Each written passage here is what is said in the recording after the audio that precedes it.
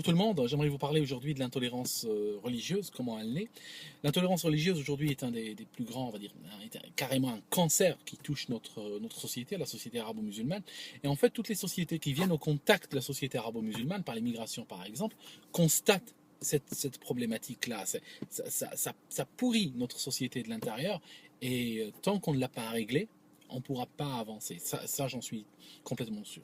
Alors, comment naît cette intolérance? Alors j'aimerais vous donner déjà une clé que j'ai trouvée en réfléchissant au problème.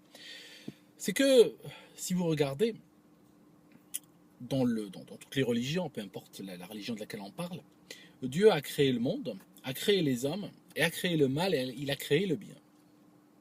Ce qui se passe, c'est que notre but sur Terre, du point de vue de n'importe quelle religion, étant de vivre dans un monde où on est entouré on va dire, de tentations de faire du mal, que ce soit mal dans le sens moral du terme, ou bien mal dans le sens religieux du terme.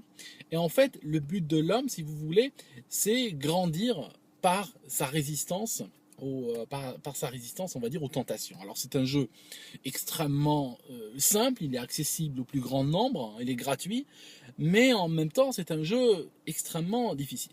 Alors, je vous donne un exemple très simple. Chez les musulmans, il est interdit de manger du porc. D'accord. Maintenant, Dieu, au lieu d'interdire le porc, il avait d'autres options. Alors, une des options qu'il avait, par exemple, c'était de ne pas créer de porc du tout. Ben oui, c'est quoi la rationnelle? Dire je crée du porc, mais c'est interdit de le manger. Vous comprenez? C'est quelque chose de très spécial. Dieu n'a pas interdit le chat aux musulmans. Les musulmans ne mangent pas de chat, de toute façon, personne ne mange du chat. Enfin, on est en train de parler de notre région, hein. N'allons pas très loin. Donc, je veux personne qui me parle de chinois dans les commentaires ou autre. Parce que quand on va en Chine, hein, c'est encore autre chose. Ils sont pas comme nous. Putain. Putain, je viens de ruiner une vidéo. J'avais bien démarré, quoi. Bon, je reprends. Alors, ce qui se passe, je disais que donc, l'homme est soumis à des tentations et que Dieu avait la possibilité de ne pas créer ces tentations, tout simplement. Donc, imaginons la chose suivante. Imaginons par exemple que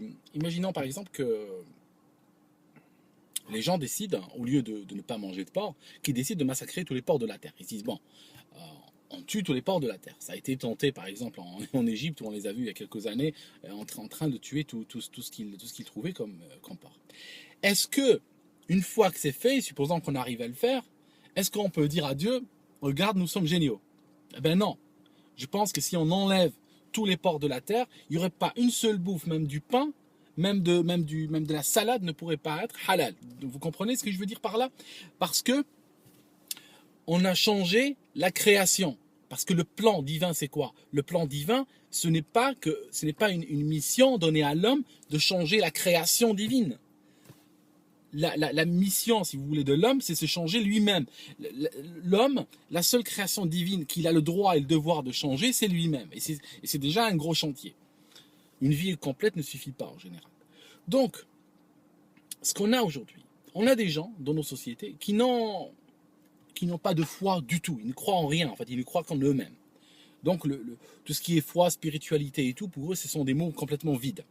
Alors, le truc pour eux, c'est que se changer eux-mêmes, ils en sont incapables. Non seulement ils en sont incapables, mais ils n'ont pas la moindre volonté. Pourquoi? Parce qu'ils se considèrent comme tellement parfaits, tellement divins eux-mêmes, que se changer, se toucher, c'est au-dessus de leur force. Leur ego ne leur permettrait pas de se changer. Par contre, il devient à ce moment-là, tellement eux sont impossibles à changer, qu'il leur devient, on va dire, plus facile de changer le monde autour d'eux que de travailler sur eux-mêmes. Donc à ce moment-là, ils rentrent dans cette logique qui consiste, comme je venais de dire, à, on va dire, au lieu de ne pas manger de porc, à tuer tous les porcs de la terre. Ou bien par exemple, au lieu de par exemple, croire en Dieu et puis suivre leur voie telle que eux-mêmes l'aperçoivent, non, ils veulent que la terre entière obtempère à leur désir et suit ce qu'ils croient eux être la bonne voie.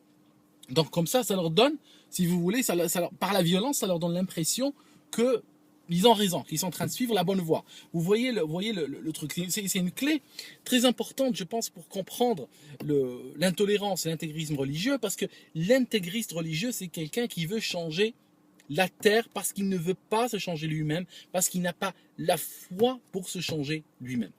Alors, très rapidement, je réponds à une question. Il y a plein de gens qui m'écrivent pour me dire oui, est-ce que tu crois en Dieu? Tu crois en Dieu? Bon, très important. Cette histoire de Dieu existe, Dieu n'existe pas, pour moi, tel que je le perçois, est complètement un faux problème. Parce qu'en fait, Dieu, si vous voulez, transcende la question de l'existence ou de la non-existence. Le chat, le chien, toi, la voiture peuvent exister ou peuvent ne pas exister, mais ils peuvent faire qu'une seule chose en même temps. Si vous voulez, c'est mutuellement exclusif. Par contre, quand on parle de divinité, on n'est pas en train de parler d'un être, on va dire entre guillemets de chair ou de sang ou de métal ou de pierre. Ça signifie que on n'est plus dans le domaine matériel et on n'est plus dans le domaine où l'existence en tant que telle est un problème. Donc on est en train de transcender cette question d'existence et Dieu peut effectivement exister et ne pas exister en même temps. Tu me diras, oui, mais il ne peut pas le faire. Ben oui, c'est pour ça qu'on l'appelle Dieu. Ben, autrement, il serait comme nous, quoi. Tu comprends? Ça, c'est le premier point. C'est-à-dire que si Dieu n'est pas lié, si vous voulez, n'a pas de contraintes physiques. Ça, c'est le premier point. Deuxième point important. Avant de parler de croire en Dieu ou pas, il faut déjà le définir. Alors je vous donne une définition qui permet peut-être de mettre plus de monde d'accord. Dans la vision, si vous voulez, dans ma vision, c'est que Dieu a créé l'univers. Il a créé le cosmos, il a créé la Terre, il a créé les chiens, les chats, les voitures, enfin pas les voitures, mais vous comprenez. Il a créé à peu près tout dans cet univers. Donc il a créé le cosmos. En résumant, il a créé le cosmos. Comme tout rapport de création à créateur, ça signifie qu'il y a un moment, on peut toujours imaginer un moment où le créateur existait, mais la création n'existait pas. Ça signifie qu'on peut tout à fait imaginer un moment où Dieu existait, mais pas le cosmos, pas le reste. Donc voilà, on est déjà en bon chemin. Donc là, ça établit clairement le rapport créateur-création. Et en fait, ce qui se passe avec ça, c'est que à ce moment-là, comme on ne peut pas définir Dieu, parce que c'est très difficile, parce que Dieu existait même quand le cosmos n'existait pas, alors que nous, ce qu'on connaît, c'est que le cosmos.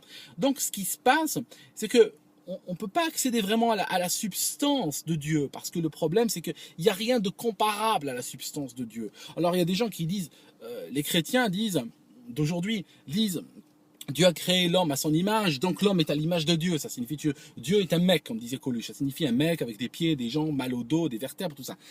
Ce qui est totalement faux, en fait, parce que je dis pas que les chrétiens disent faux. Ce que je dis tout simplement, c'est que les chrétiens se basent sur une traduction de la Bible qui est fausse. Et ce n'est pas écrit nulle part dans la Bible, sauf dans les traductions, que l'homme est à l'image de Dieu. Mais dans la Bible, c'est pas écrit du tout que l'homme est à l'image de Dieu.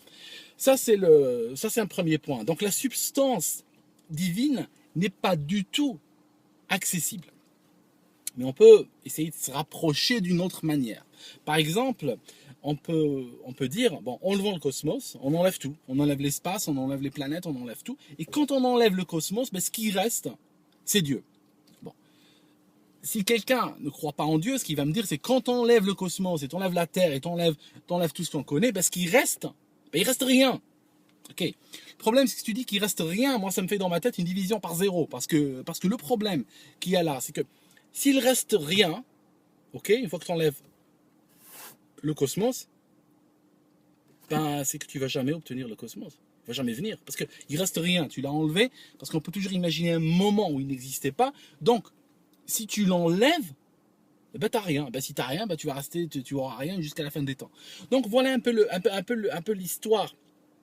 Ce qui se passe, si vous voulez, c'est que Dieu, il existait. Et il n'avait strictement rien. Ça signifie que rien de ce qu'on connaît n'existait. Nous aussi.